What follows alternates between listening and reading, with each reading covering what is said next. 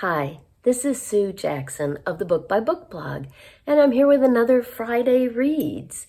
Many of you have been asking how I've been feeling because I got COVID 3 weeks ago, which is a really big deal on top of the immune disorder that I have. COVID often actually develops into the immune disorder that I already have, that I've had for 22 years.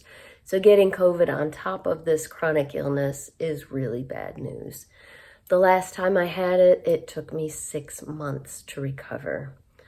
I have been hoping it's not that bad this time, but so far it's been pretty bad. I'm about 3 weeks in. I'm not much better. I know I probably look completely normal to you, but I'm still spending most of my time lying down.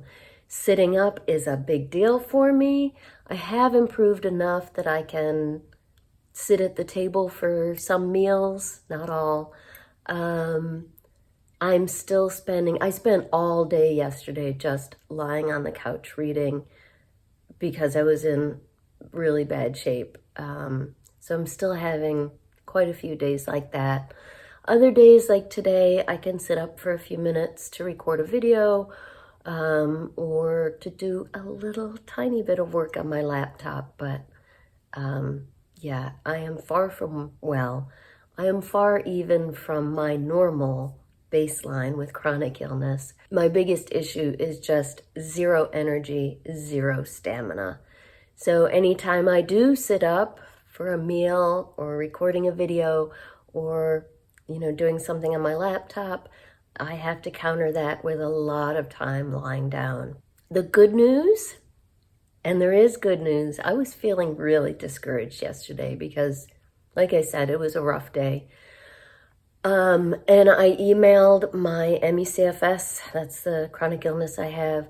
I emailed my ME/CFS specialist in New York City, just asked if she or any of her colleagues, she's part of a clinician coalition across the U.S. Of the top doctors that treat my disease, asked if she or any of her colleagues knew of anything that might help when a patient with ME/CFS gets COVID. And I didn't expect anything. Certainly the last time I had COVID 2 years ago, there was nothing. She replied almost immediately to my message and said yes, and listed 3 things that she thought might help me. So 2 of those I'm going to order on Amazon today. The other one, she's put a prescription in for me, and I'm just really hoping that that helps. If nothing else, it has given me a little bit of hope. It's really hard when there's absolutely nothing you can do except lie down more. So anyway, on to happier topics. It was my birthday last week. I turned 59, and guess what my husband got me for my birthday? He gave me a little free library. This is how it arrived as a kit. And yesterday, he put it together for me.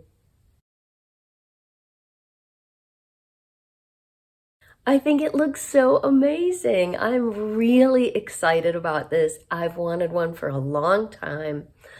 And I need to figure out how to paint it. So let me know if you've got any suggestions. Keeping in mind, please, that I am not at all artistic. We were joking around last night. I was showing him some of the elaborate little free libraries that I've seen online. And we were joking around that if we tried to do something like that, it would look like a child's drawing with like block letters. Yeah, neither of us is very artistic, unfortunately.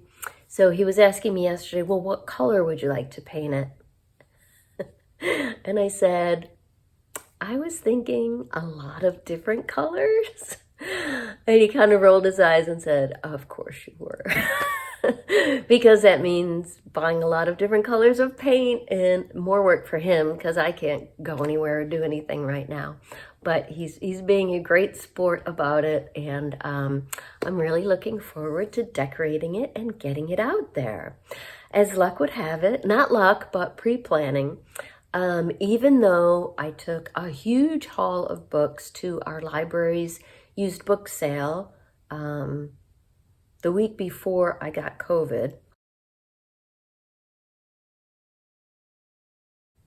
I held back 2 small boxes of books, 1 middle grade and young adult, 1 adult books, specifically for the purpose of putting them in little free libraries. And now I can put them in mine.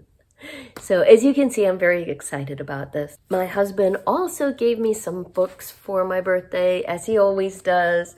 Not that I need more. I've got a whole bookcase of to-be-reads upstairs, but I've been wanting to read Richard Russo, so my family's been showering me with him.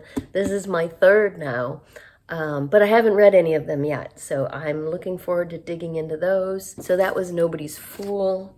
Children of God by Mary Doria Russell is the sequel to The Sparrow. The Sparrow is right up here on my keeper's shelf. It's one of my favorite books. It's an amazing book about a group that travels to another planet. SETI has finally gotten an answer to the messages they send out into space. They've found other intelligent life. In the first book, The Sparrow, this group goes out into space to visit this other planet that has intelligent life, but life very different from ours. Now, the planet is similar enough to Earth that they can visit, but the beings that populate it are different in some very interesting ways. It is a fabulous, fabulous book, one of my favorites, and now I finally have the sequel.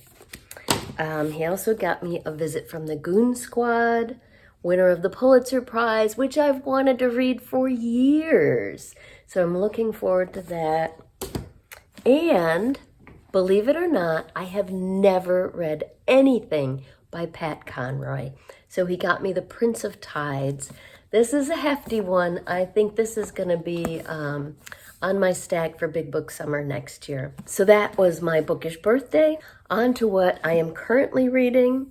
Well, I finished Drums of Autumn by Diana Gabaldon, probably the fastest I have ever finished one of her books because I've had nothing to do but read, which has been good because these are just amazing books to just completely immerse yourself in, to lose yourself in.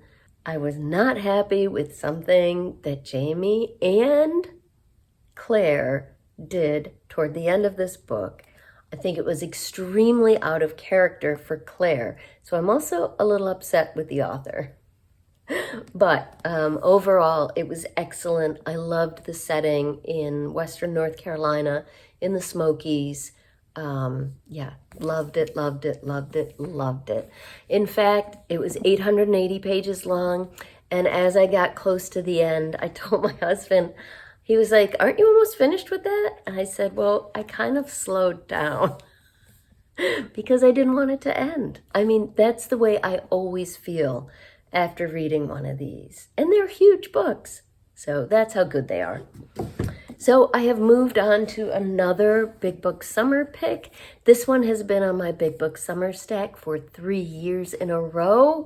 So I'm glad to finally get to it. Cloud Cuckoo Land by Anthony Doerr. I've heard this compared to Cloud Atlas, which I loved. Yeah, that's here on my keeper shelf as well. And I can understand the comparisons, though this is unique in its own right. It's really hard to explain because it is different narrators in different periods of time. That's what makes it similar to Cloud Atlas. But what ties them all together is a fictional story, a story that doesn't actually exist in real life called Cloud Cuckoo Land. The author has created this story by ancient Greek author, real life ancient Greek author, Antonius Diogenes. I'm probably butchering that, but who did write a bunch of stories and did mention Cloud Cuckoo Land in one of his stories called The Birds. But here the author has created a new story from this ancient Greek author that is inside of here in pieces. And so we start out, there is in present day, there's a group of school children putting on a play based on this story. Their teacher, who we get to know more later in the book, has loved this story for a long time. We go all the way back to Constantinople in the 1400s and a rural village outside of Constantinople. So we've got some characters in the 1400s. One little girl who's an orphan and is supposed to be happy to just be a seamstress, has this wild imagination, and she has discovered this alfresco painting within the walls of this city that it doesn't seem like anyone else really is aware of, that depicts basically the city that is Cloud Cuckoo Land, as you can kind of see along the edges here behind the book. We've got, and there is also a teenage girl sometime in the future out on this spaceship hurtling through space, who also seems to know this story. So you've got the fictional story is at the through line through all of these very different stories in very different periods of time. I'm really enjoying it so far. Sometimes when there are different narrators, you like one more than the other. I think I do kind of prefer the present day story, but that's just sort of my taste. But all of the stories and all of the narrators are really intriguing, and I'm loving it so far. I finally started a new audiobook.